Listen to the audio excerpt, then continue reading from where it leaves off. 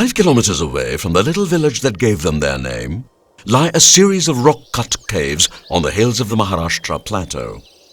They have become famous throughout the world for their art and immortal culture. They are known to the world as the Ajanta caves. Carved out and sculpted by successive anonymous artists through the course of 7 centuries, the caves have been conjured up in homage to the spirit of Buddhism. The Ajanta caves, a legacy of nameless artists whose art is timeless. There are 29 Buddhist caves here, located in the Ajanta mountain range, which branches out of the Sahyadri Mountain. The caves are on one side of a U-shaped ravine above the Waghora River. The architects of these projects were so proficient that some of the caves they excavated reach almost 100 feet into the rock. The history of the paintings within the caves is long and event-filled, crossing time frames and lasting through many dynasties. The paintings were created by generations of artists working over a period spread over centuries. The cave numberings that we find today in Ajanta do not correspond to their chronological order.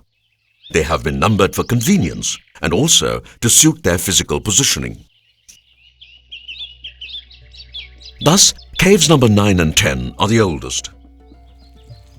They were also the longest in the making, lasting 400 years from 200 BC to 200 AD, though the pillars in cave number 10 were only added around 350 AD or even later. The 6 caves that are numbered 4, 6, 11, 15, 16 and 17 were created between 350 and 500 AD. Interestingly, 1 and 2 are the youngest of these caves. They were completed in the years between 626 and 728 AD. The Ajanta caves are situated about 130 kilometers north of Paitan, which was the ancient Pratisthana, the capital of the early Satavahanas. They were quite close to an ancient arterial trade route that connected North India with Pratisthana in Dakshinapatha through Ujjain and Mahishmati.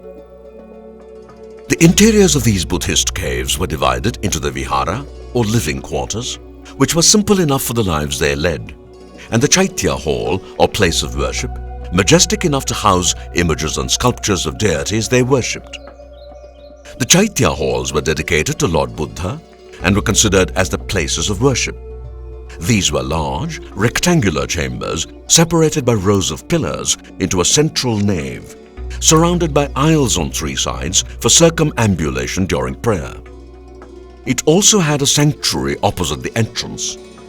As it was dedicated to Buddha, it included many sculptures and paintings that depict the different incarnations of the Bodhisattva,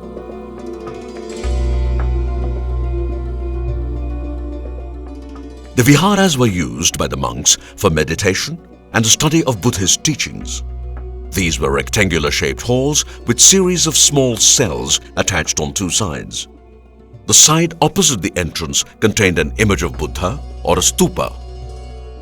These Ajanta caves show a well-defined form of architecture developed broadly in 2 phases. These 2 phases were the Thervada and the Mahayana phase.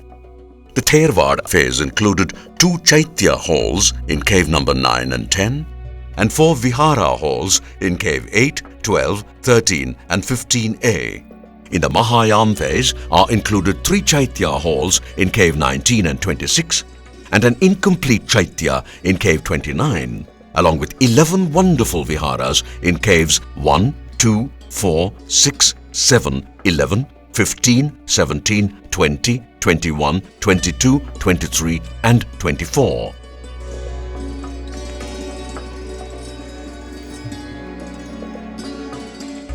An inscription on cave 26 describes the valley as it was then, echoing with the cries of birds and monkeys, a bygone era when the cave monastery itself was occupied by great ascetics.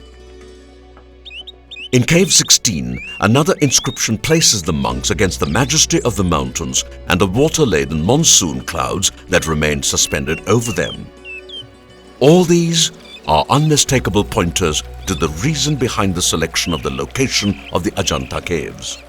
Their proximity to the trade routes, and the mystical, inspiring nature of their surroundings. The themes of the Ajanta murals are mostly concerned with incidents in the life of the Buddha. Along with scenes from the Jataka tales, there are also many secular paintings, scenes from court life and daily life. The paintings often run riot, consuming ceilings, pillars and walls of the caves. Besides scenes from the Buddha's life, they portray floral and animal motifs. There is an inscription in Cave 16 that describes a dwelling fully adorned with windows, doors, beautiful picture galleries, ledges, statues of the nymphs of Indra, and ornamented with beautiful pillars and stairs, and with the temple of the Buddha inside. The idea behind the Ajanta cave was to propagate the message of the Buddha and to describe his life for the benefit of future generations. There is no clear evidence as to when the monks moved away from the Ajanta caves. However, by the end of the 9th century AD, the monastery was no longer in use. And the Ajanta caves passed into oblivion till they were discovered centuries later. Partially covered by a green foliage of human neglect, the caves gave themselves up to the ravages of time and the elements. Their beautifully sculpted interiors, which had once echoed to the chants and whispered conversations of saintly monks, now lay damp and dejected, waiting for another lifetime, another blessing from the benevolence of sunlight and recognition. In 1819, John Smith and a group of British officers were out on an expedition on the hills of the Maharashtra plateau. Across a valley, they saw a line of rock, ridged with watercourses and protected by a lush green cover. Their curiosity was aroused. Little did they know that behind an innocent curtain of wild foliage lay a treasure beyond their wildest imagination.